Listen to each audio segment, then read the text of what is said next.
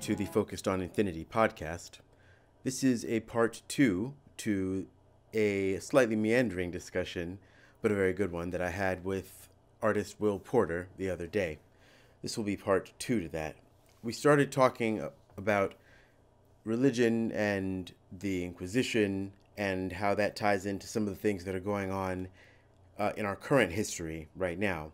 And I also thought that I would tie those things into some of the overarching ideas that are going to be present in this podcast, since we're still in the early stages and still getting to know each other. Let me first begin by reading this, which is going to seem unconnected, but I'll bring it right back. This is from a Salon article. No mainstream outlet warned its readers that the OAS is a Cold War organization, explicitly set up to halt the spread of leftist governments. In 1962, for example, it passed an official resolution claiming that the Cuban government was incompatible with the principles and objectives of the Inter-American System. Furthermore, the organization is bankrolled by the U.S. government, indeed in justifying its continued funding. U.S. aid argued that the OAS is a crucial tool in promoting U.S. interests in the Western Hemisphere by countering the influence of anti-U.S. countries, like Bolivia. The body that was used to certify is a well-known arm of American intelligence agencies. And they usually will decry the elections of politicians with whom they disagree. And usually those are people who are left populist, socialist, whatever you want to call it, people who are largely nationalizing their countries and giving more power to the individuals and less to what some people call the global elite, and I just call the vulture class. I might have gotten that from Richard Wolff.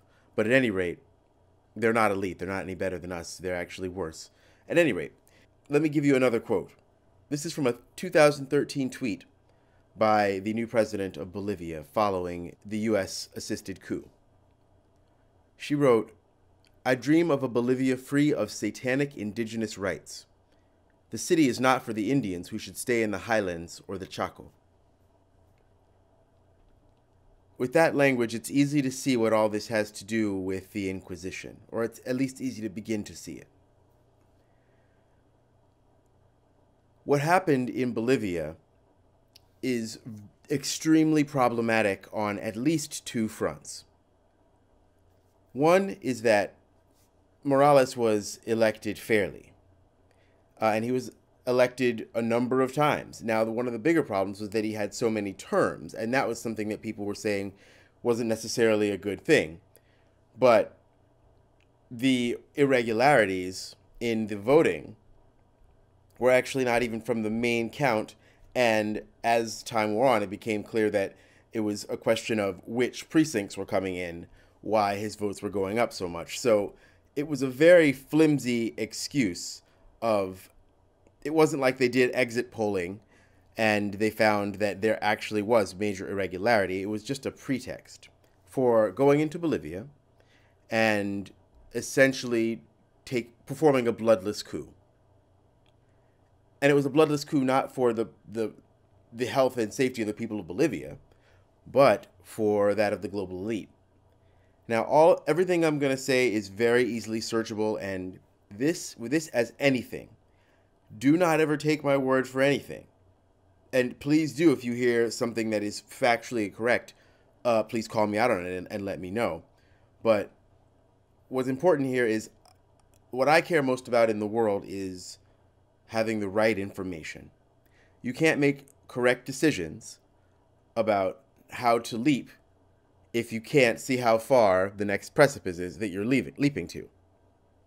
And the same thing is true when making decisions about the world around us. And one of the reasons actually that I'm doing this podcast is because I feel like way too many of us have assumed the best regarding the media that we see. When we see the word news, we assume that the people who are talking are honest actors, are people who are just there to give us the information that we need. And far too often, following, we could say, the end of the fairness doctrine and the consolidation of media, but for whatever reason, the most of the news, especially the cable news and the 24-hour news cycle channels, are not giving us the real story. And by the real story, I mean they might not outright lie, except in the case of some, like, Fox News, where they do outright lie all the time. What they do is the supposedly left-leaning, though they're centrist at best, channels like CNBC, MSNBC, and CNN, what they'll do is they'll omit context, right? So it's not that they are not telling you the accurate information, it's that they're leaving out whole chunks of information that you would need in order to form a discerning opinion about what's actually going on in a particular story. So what I'm trying to do here is bring together a lot of different threads and weave them into something that I think is very important for us all to realize. Bolivia was well on its way to giving much more power to the individuals of the country. It's rich in lithium, and lithium is something that is starting to has always been used for batteries, but now that there's talk of using electric cars, which, by the way, are still problematic as long as we're plugging them in and getting energy from our current power system, which is mostly fossil fuel, right? Until we get more solar and more wind, you're plugging those electric cars into oil. So you're not actually solving the problem, right? You're not solving the problem just yet. But anyway, a country nationalizing its own resources so that its people can benefit in a way that doesn't seem like we don't have free market. We have free for all market. And it's most free for the people who already have money. There's a saying that, if you have $1,000 to get to $1,100 takes a lot of work. But if you have $100 million to get to $110 million is just inevitable. And that's very, very true in this world, because in a capitalist society and economy, money makes its own money. Once you have capital, it's easy just to make more capital, and you're not actually doing or providing any more necessarily. Now, don't get me wrong, there are plenty of people who have created things that have really, really helped society, but a lot of the most beneficial things that fall into that category, like the invention of penicillin, say, the people who made it gave it away for pretty much free because they were like, people need to have this, right? So it's not really defensible to say that you should have billions of dollars because you came up with something that people really like. I mean, you should never want, perhaps for the rest of your life, sure, but you'll never want for the rest of your life at a significant amount less than $1 billion. So let's just be realistic about that. But anyway, this whole situation in Bolivia is a lot like what's happened in our executive branch. You have two people who, by all accounts, don't like each other, are as dissimilar as human beings can be, right?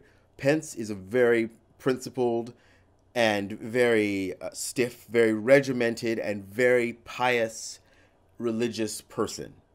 He is as far extreme as far as Christianity is concerned, and that sort of patriarchal, anti-LGBT, sex negative, etc., that variety of Christianity. He's as far as you can get.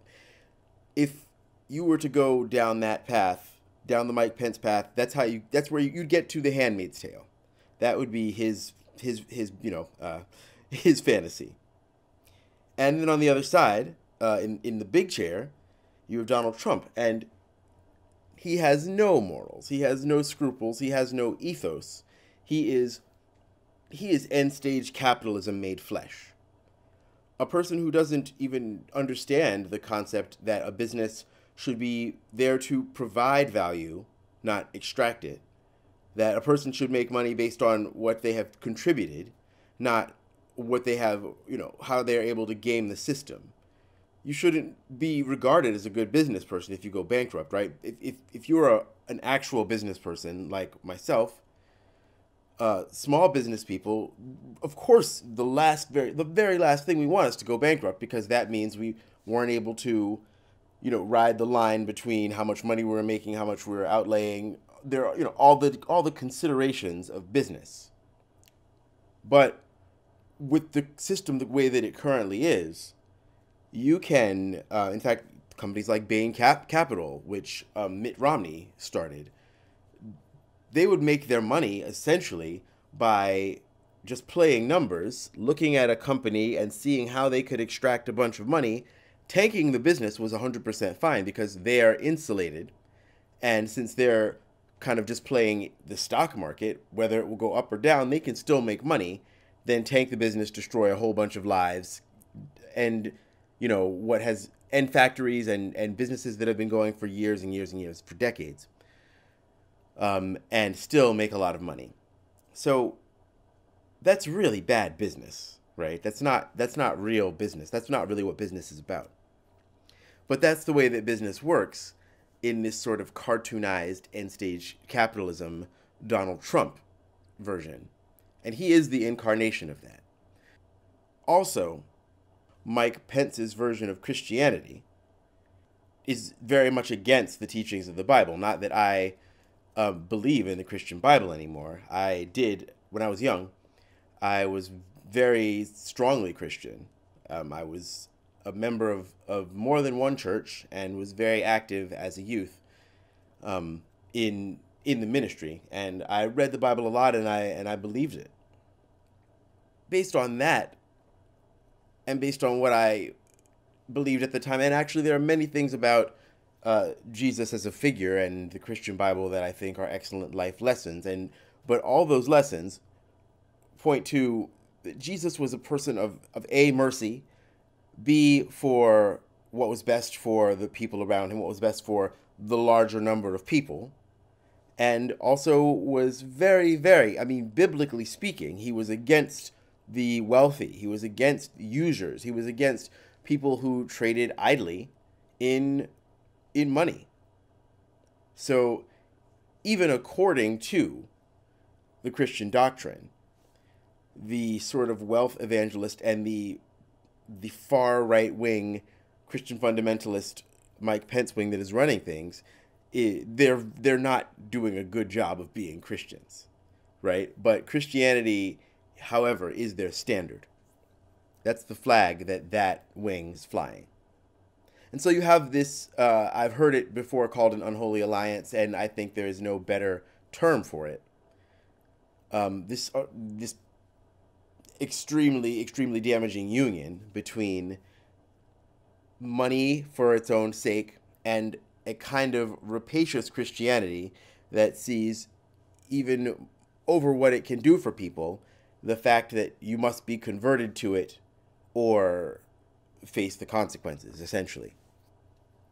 Now, getting back to that quote that Janine Añez, the new, I'm not sure if it's Añez or Añez, my Spanish is rusty, but what she said about the indigenous people of Bolivia, that they were satanic, right? Now, these are people who probably have an entirely different natural religious system, a natural belief system, than even would acknowledge Satan as a thing. This kind of language is old. It's as old as the Inquisition. Because one of the things the Inquisition did is that it went on for not only centuries, but across the world. And it was paired perfectly with the imperialism that was going on. And so that imperialism, and not just the imperialism, but also the transatlantic slave trade and the sort of ordainment by God of white people over black people, that was also folded into the whole white supremacist ideology. That indigenous people, whether it was in North America or South America, were somehow godless and heathens, and even the word pagan. One of the reasons it has a negative connotation is because the etymology of the word pagan, but the word paganism, comes from like rustic and civilian. So it was essentially, not the gods of elite and highborn people, but like, they're following these old polytheistic gods when we've got the soldiers of Christ. We've got this new monotheistic one God that is giving us all this information from on high, etc., etc. And that was the beginning of divine right. And at first they just laughed at paganism and the way that they started an argument with indigenous religions and with ancient religions and with what they would eventually start calling witchcraft, etc., animism, etc. First, what they did was not demonize it, but just say that it was silly and it was, oh, it's because these people don't know any better. And that's kind of how the rhetoric began. By the time the Spanish Inquisition began, I believe that was in the 1500s when the Moors finally left Spain. That was when the Inquisition basically became against just everyone. It was against everyone who was not Christian. But let me just slow down for a second and break it into the different categories. Now, there have always been difficulties among the Abrahamic religions, and some of the most, the biggest wars that we know have been holy wars. But even less discussed is the fact that all three of the Abrahamic religions agree on a pantheon, right? It's like you have the book 1 people, the book 2 people, and the book 3 people, but they all accept, and then, if you can take it to book 4 if you include the Mormons, but it's all the same pantheon. They all agree on who and what God is, right? So they actually have a deep fundamental agreement on the deepest and truest meanings of what their religion means. Now, what those three religions all did very successfully, and definitely Islam and Christianity much more so, was decry older polytheistic, animistic, where what you worship is the moon, the sun, the earth itself, where you worship the things that give you life and the beings around you and the energy that is traded in the universe, as opposed to an almighty figurehead that's somehow outside of all of that system, right? The older religions, I believe, were about worshiping the system that we're a part of, rather than seeing there as being something else outside of that system, right? But at any rate, monotheistic religions, the Abrahamic religions, they're all very much about there being a father. And they use the term the Lord, the Father, Almighty God. And there's a singular one to whom you owe all of your deference, to varying degrees, but that's the source, right? And so with that agreement among those three branches of the Abrahamic religion, they then said that all other religions are all now paganism, and it's just silly. It's just silliness. It's just not to be taken seriously.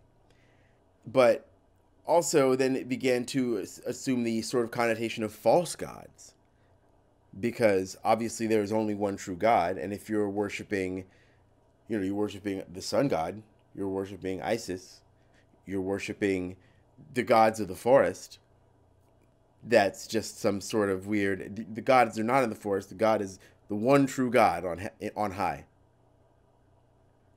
And so then, when it was politically expedient, and when they had the political power, as they were spreading out all across the world in search of plunder, let's just be quite frank about it. It was plunder.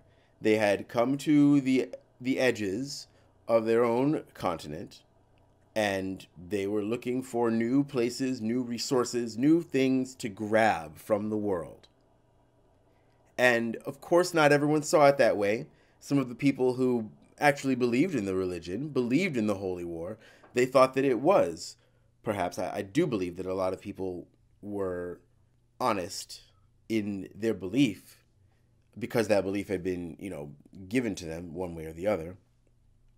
In their belief that they were doing what was good for the people who they were killing. Though, of course, it had to hit them that the Lord was working in some mighty mysterious ways if it meant going to a place 1,000 miles away and killing off everyone in sight. I said this in the first part.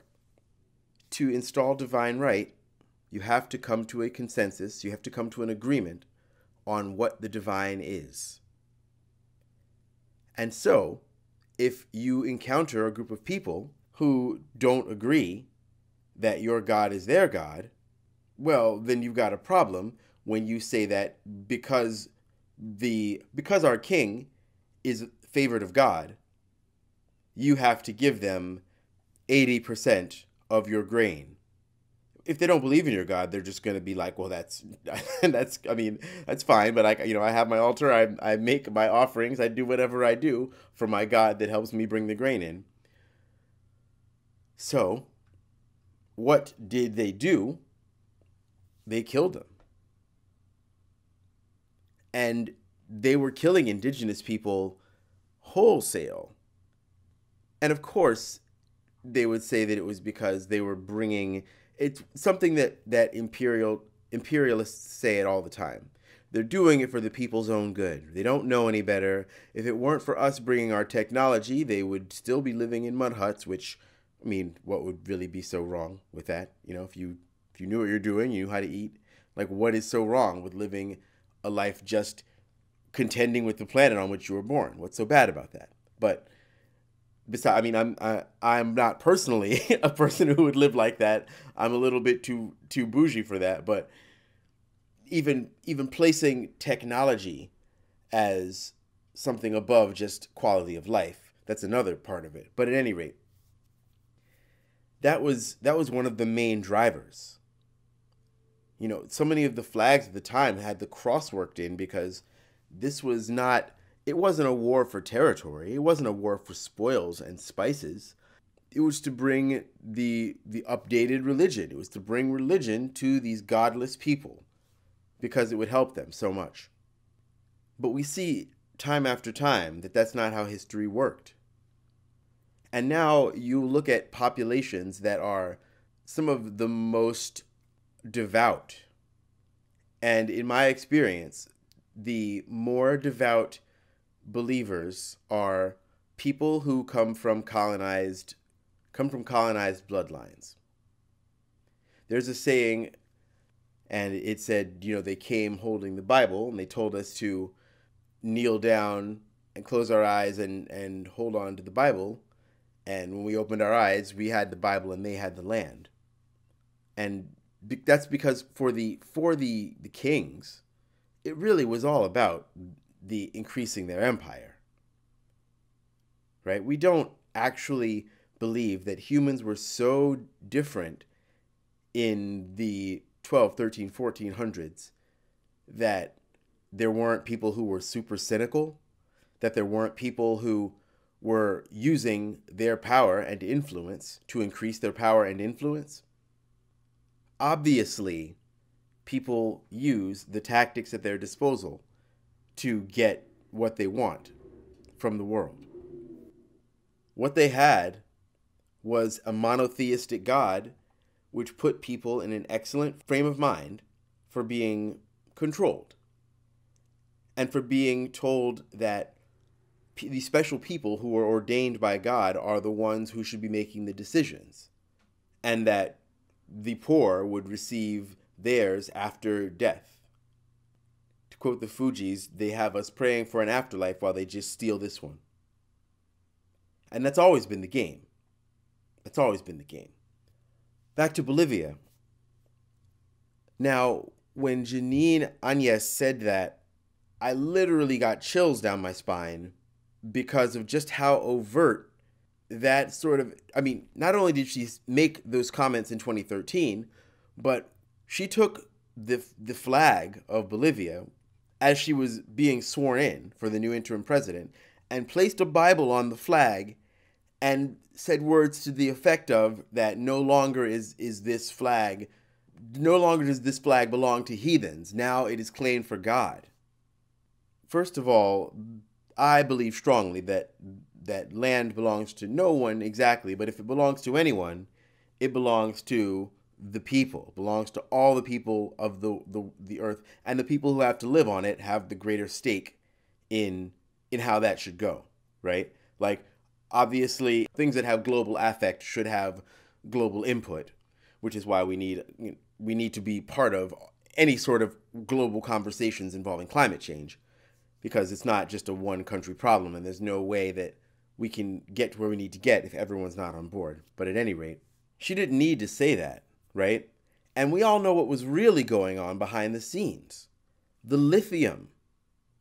The stocks went up almost immediately when this coup happened.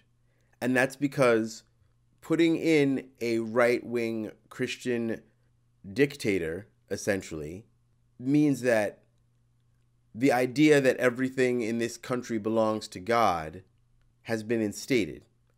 Rather than what's in this country belongs to the people who live in this country and to the world around it. And then all you have to do is get an agreement on everyone believing that God is the God that they're talking about is their God. And usually it's their God because they benefit from it. Indigenous people in that country wanted Morales. And obviously not all of them, but the people of that country chose that president.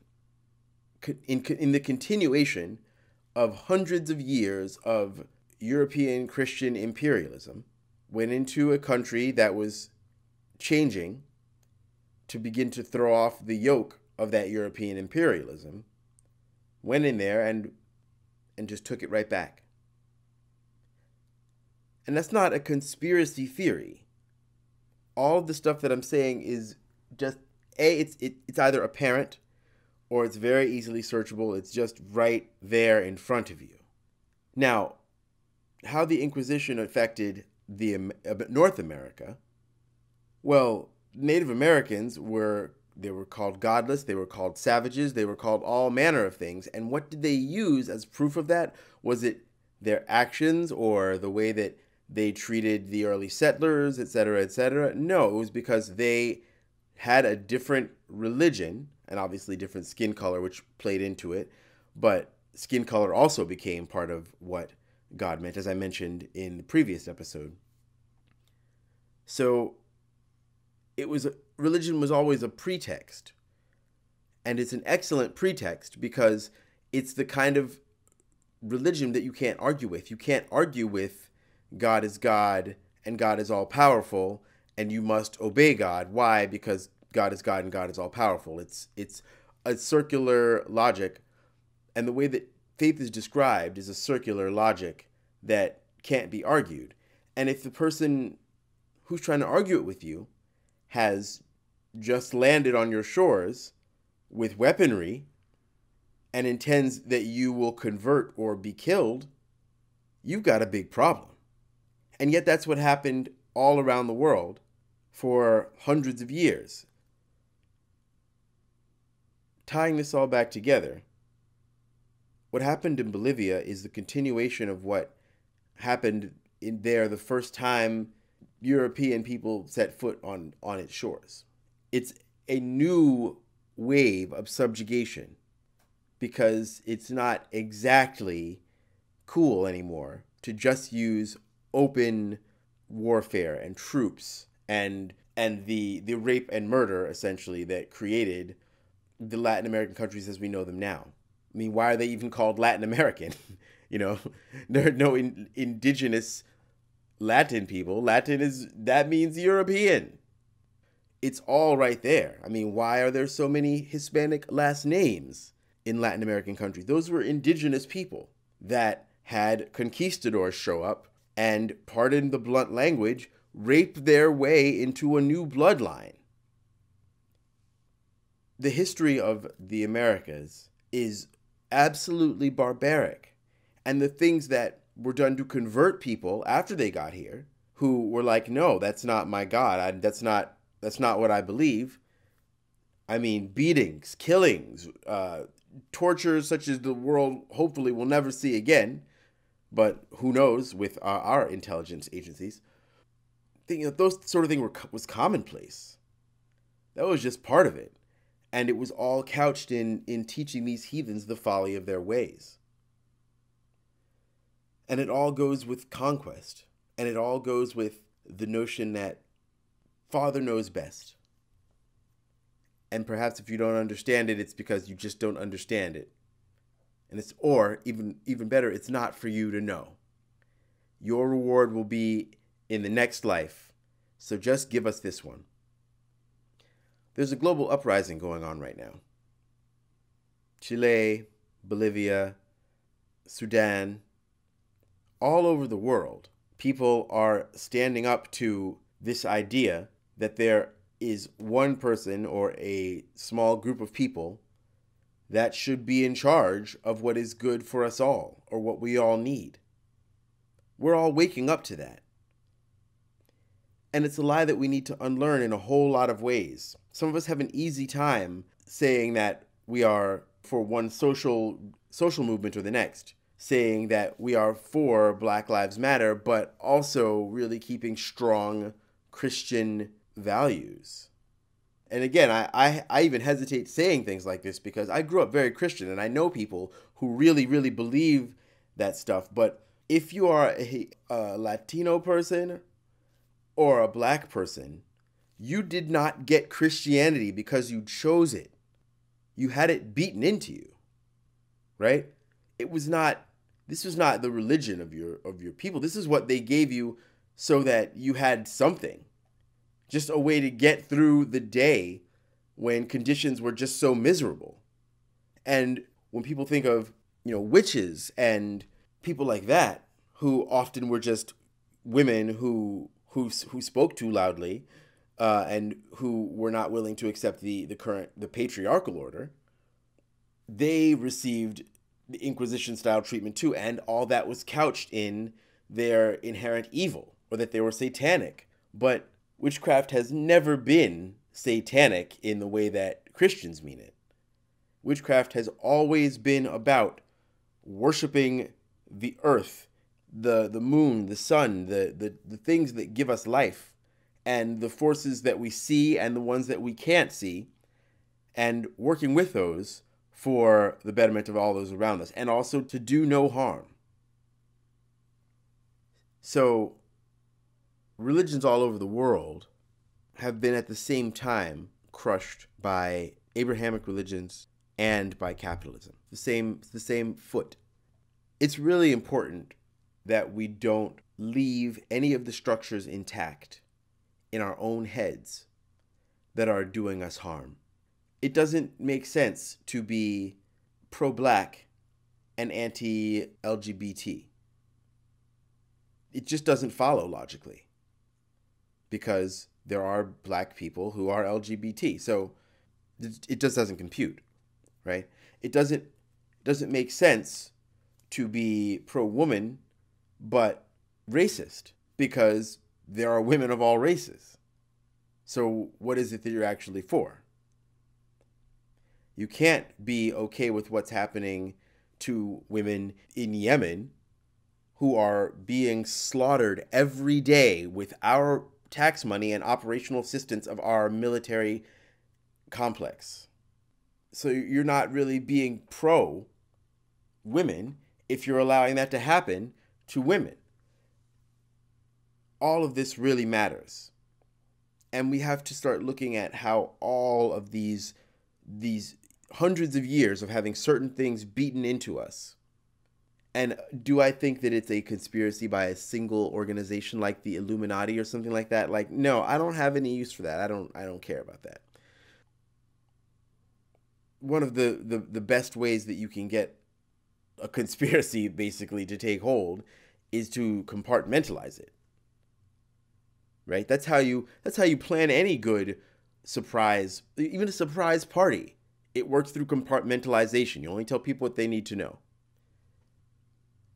Entrenched power has its hands basically in every place that power sits, and it all becomes the same sort of thing.